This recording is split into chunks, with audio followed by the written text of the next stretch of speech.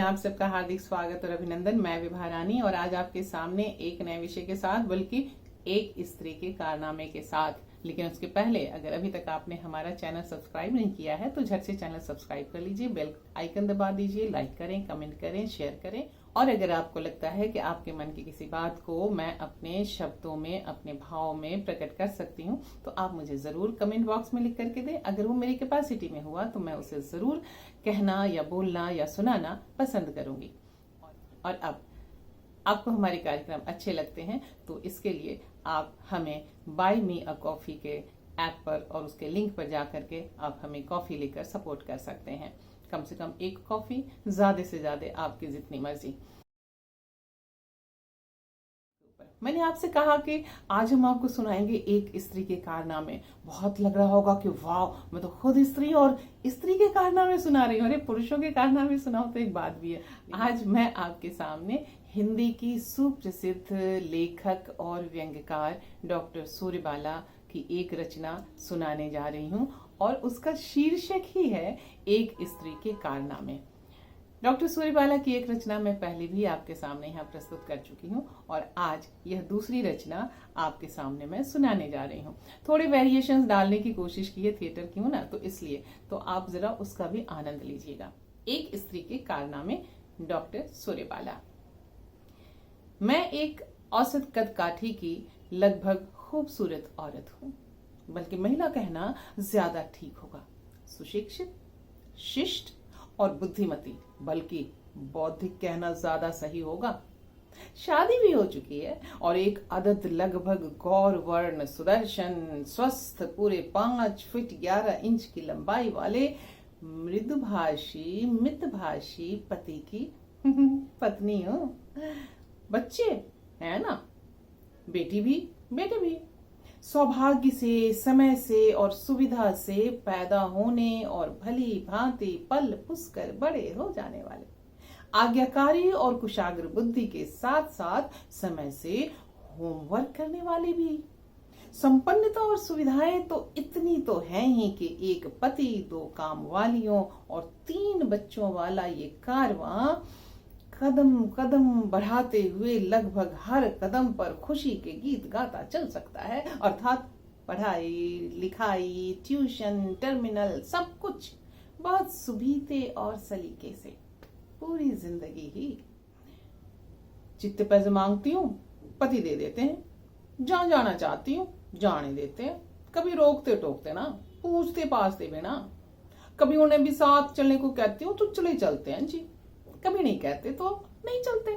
खाना भी सदा सादा और स्वस्थ परत खाते हैं।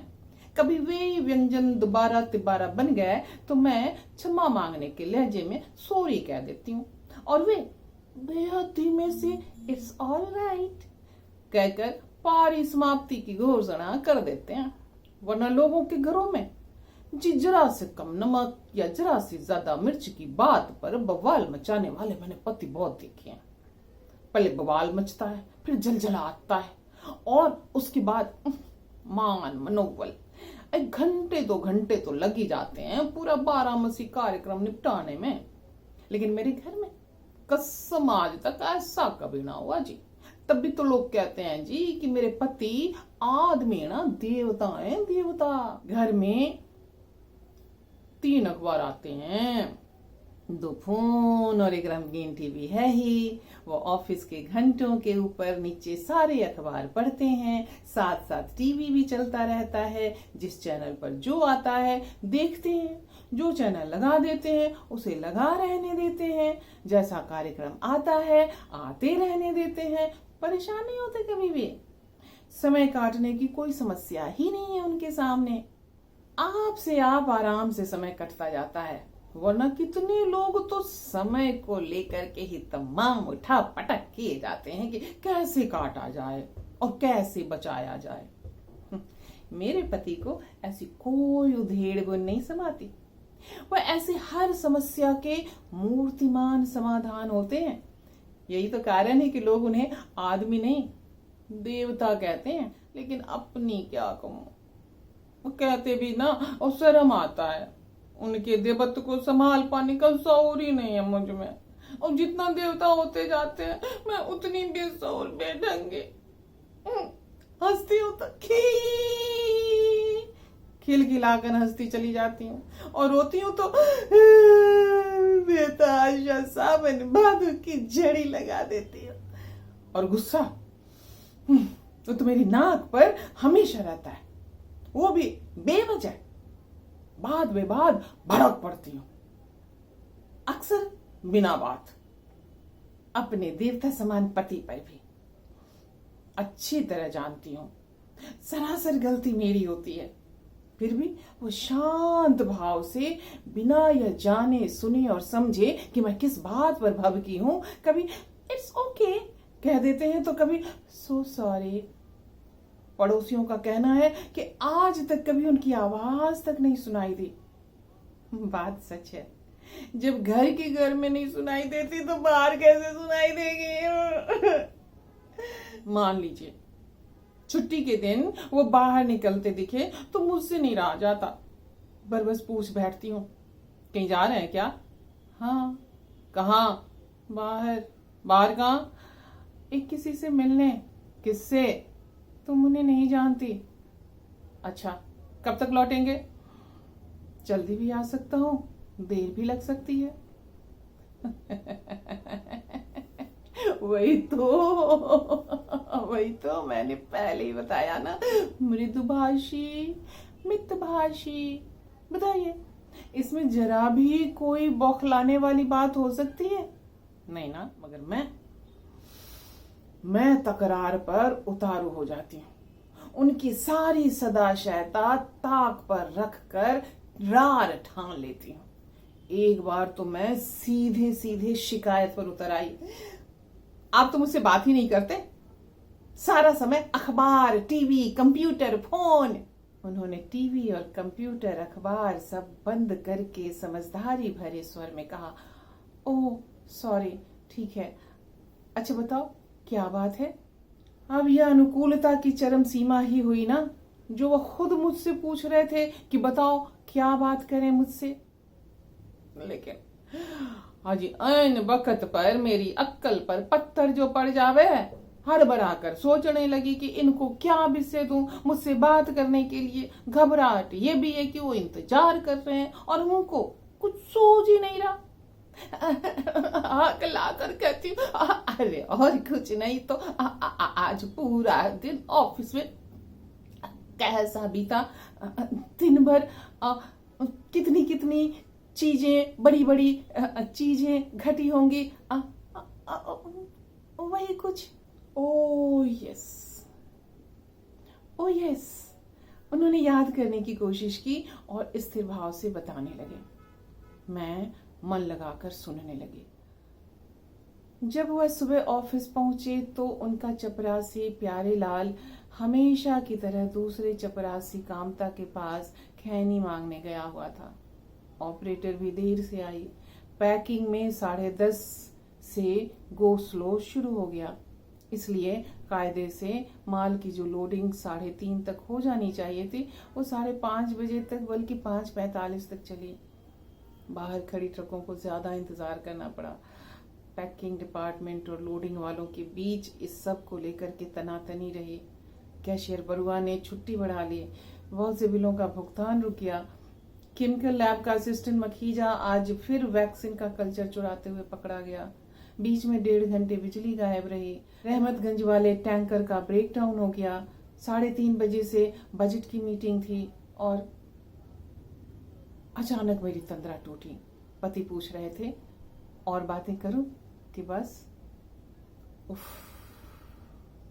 मैं तो भूल ही गई थी कि मैंने ही उन्हें बातें करने के लिए कहा था और वह इतनी देर से मेरा काम मानकर दिन भर चलते क्रियाकलापों का विवरण दे रहे थे, जबकि मैं शायद बीच में झपक जाने या कुछ और सोचने लग जाने की वजह से कुल 1-2 वाक्यों से ज्यादा ठीक से सुन समझ भी नहीं पाई थी। अब यह तो मेरी ही बेअदबी की हद हुई ना कि खुद ही पूछे सवालों के जवाब सुनने की जगह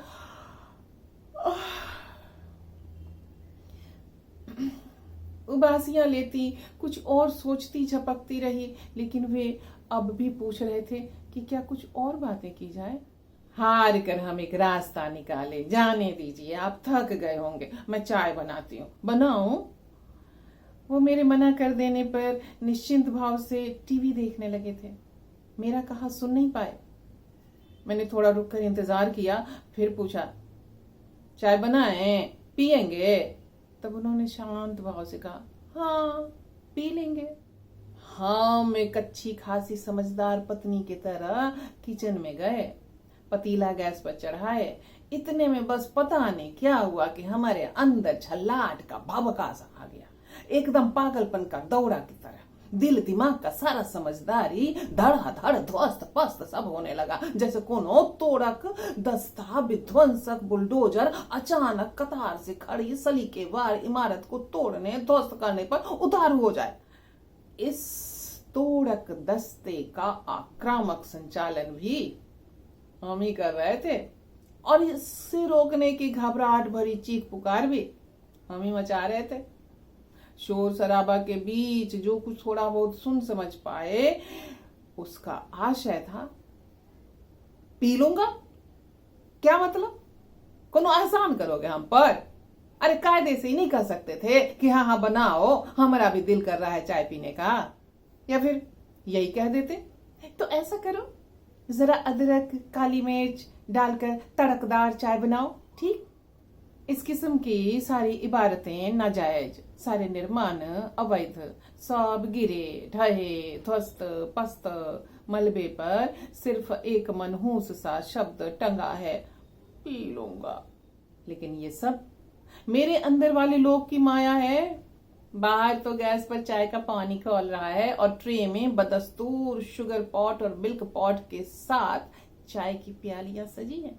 अचानक फिर से मुझे जाने क्या होने लगता है, चाय का पानी मेरे अंदर खौलने लगता है, बर्नर की लपटें तेज और लपलपाने लगती है, यहाँ वहां सब कुछ दहकने तपने लगता है, दिल दिमाग बेकाबू एक वैश्य उत्तेजना की चपेट में। और अचानक मैं खुद को रोकते न रोकते चाय की पत्ती और कुटी अदरक के संग पूरे चम्मच भर काली मिर्च की बुकनी खौलते पानी में डाल देती हूँ।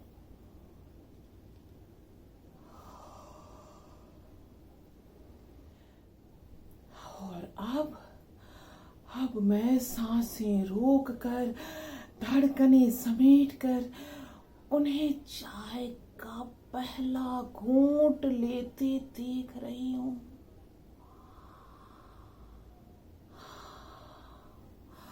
अब बोले, अब बस उफ, मैं ज्यादा इंतजार नहीं कर पाती। क्यों? क्या हुआ? मैं लगभग बेसब्र होकर पूछ बैठी, काली मिर्च ज्यादा पड़ गई है ना? बोलो बोलो बोलो ना। हाँ तो? धड़कने रोक कर मैं पूछती हूं। It's all right. क्या? मुझे अपने कानों पर विश्वास नहीं होता। मेरा मौन वहशियाना उठता है। बात कैसे नहीं? अरे साफ साफ क्यों नहीं कहते कि काली मिर्च फूकी हुई है, झुकी हुई है चाय में? चाय चर पड़ी नहीं बल्कि मिर्च का शोरबा है, शोरबा। और ये शोरबा मैंने बनाया है जानबूझकर, जिससे कि इस घर में बिछी बर्फ की सिल्लियां चकनाचूर हो।